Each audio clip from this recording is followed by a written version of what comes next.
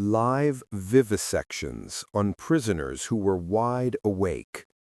Entire villages deliberately infected with the plague. Men frozen to death just to see how long a human body can survive.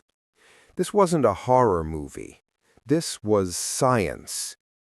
Behind the battlefields of World War II, a very different kind of war was being waged in top-secret labs, a war against humanity itself. We're about to open the classified files that were never supposed to see the light of day and ask a terrifying question. How did men of science become monsters? Introduction. World War II is remembered for its massive battles, clashing armies, and unbelievable destruction. But beyond the front lines, hidden from the public, another war was unfolding. This one wasn't fought with tanks and planes. It was fought with scalpels, syringes, and deadly germs. In the secret labs of the Axis powers, the very idea of medicine was twisted into a tool for torture and mass murder. This is the story of World War II's forbidden science, a journey into a moral black hole where the search for knowledge was hijacked by racial hatred and military greed. It's a story of two separate but hauntingly similar operations on opposite sides of the world. In Europe, Nazi doctors in concentration camps chased a grotesque fantasy of racial purity through barbaric experiments. And in Asia, Imperial Japan's notorious Unit 731 unleashed biological terror on a scale that's still hard to wrap your head around. Together, they represent one of the darkest chapters in the history of science. Part 1. The Nazi Medical Atrocities. So how could doctors who take an oath to do no harm commit these kinds of atrocities? To get it, you have to understand the ideology that drove them.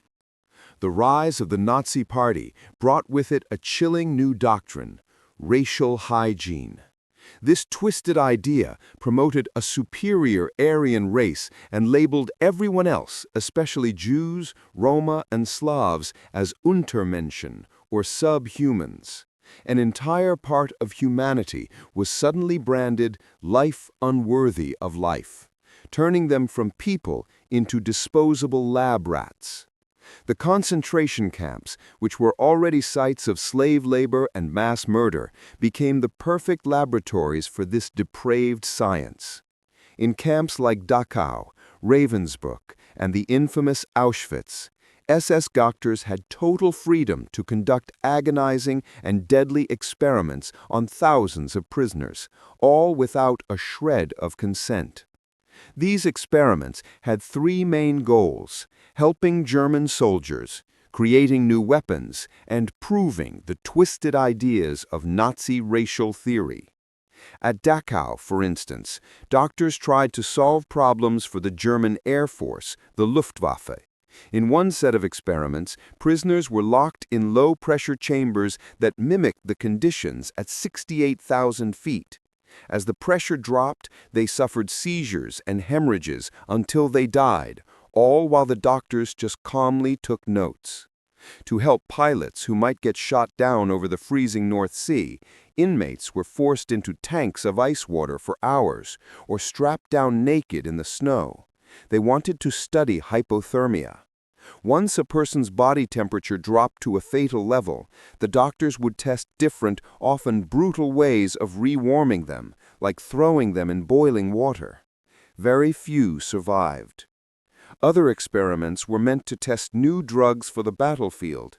At Ravensbrück, doctors would wound prisoners and then infect them with bacteria like gangrene, rubbing glass and dirt into the wound to simulate combat. Then they'd see if new sulfa drugs worked.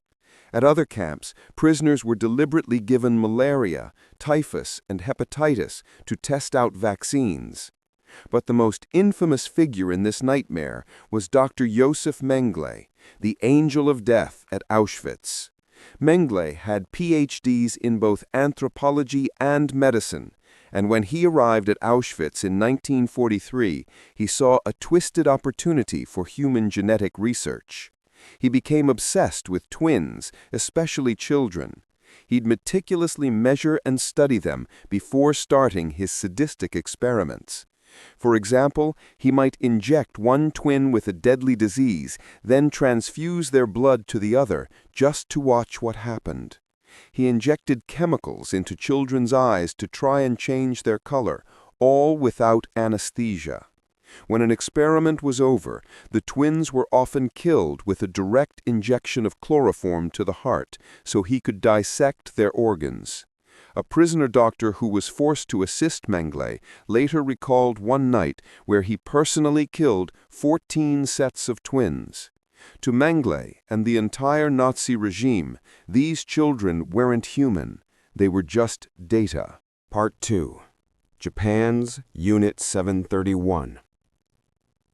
The Nazis weren't alone in this scientific hellscape.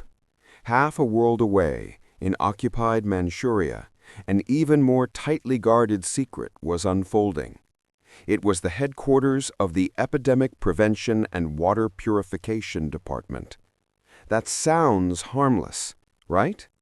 In reality, it was one of history's most monstrous creations, Unit 731.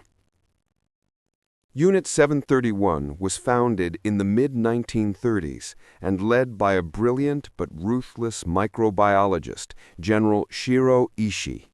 Its real mission was to develop biological and chemical weapons.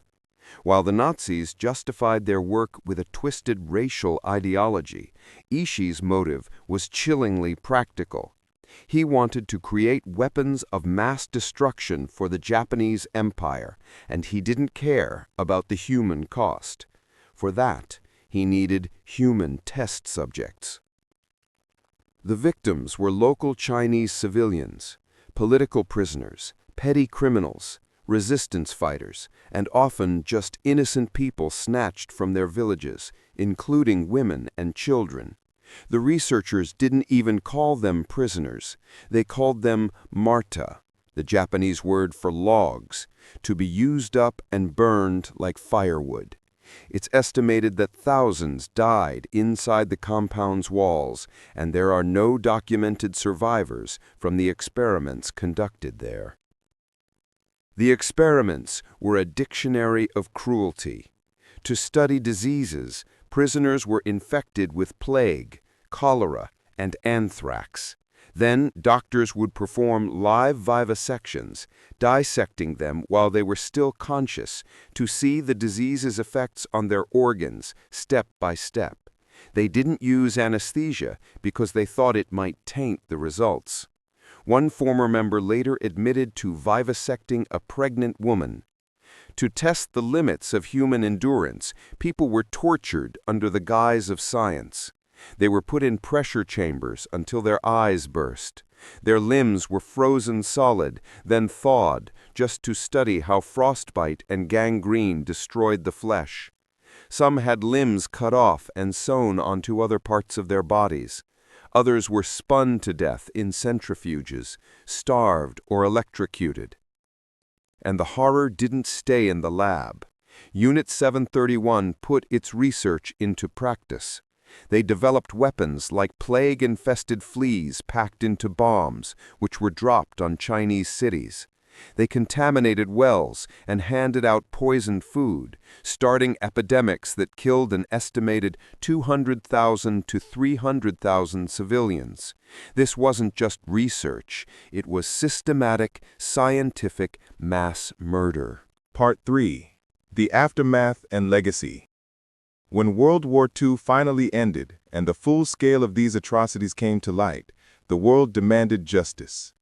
In 1946, the U.S. held a military tribunal in Nuremberg that became known as the Doctors' Trial. 23 Nazi doctors and administrators were put on trial for war crimes.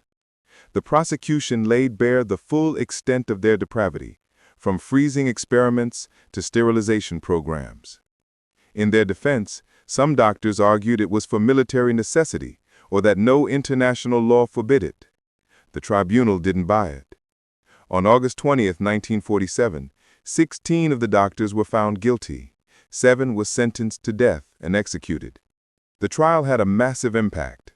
Out of this horror, the Nuremberg Code was created, a landmark 10-point statement on medical ethics. Its very first point is a direct response to the Nazi doctors. The voluntary consent of the human subject is absolutely essential. The code established that people must be able to freely choose to participate, that experiments must avoid unnecessary suffering, and that the risk should never outweigh the humanitarian benefit. It became a cornerstone of modern medicine, a line in the sand to prevent science from ever going to such a dark place again. But while justice was being served in Germany, a very different story was playing out in the East. As the war ended, General Ishii and the leaders of Unit 731 burned their facilities and tried to cover up their crimes. But they were soon captured by American authorities who now had a choice to make.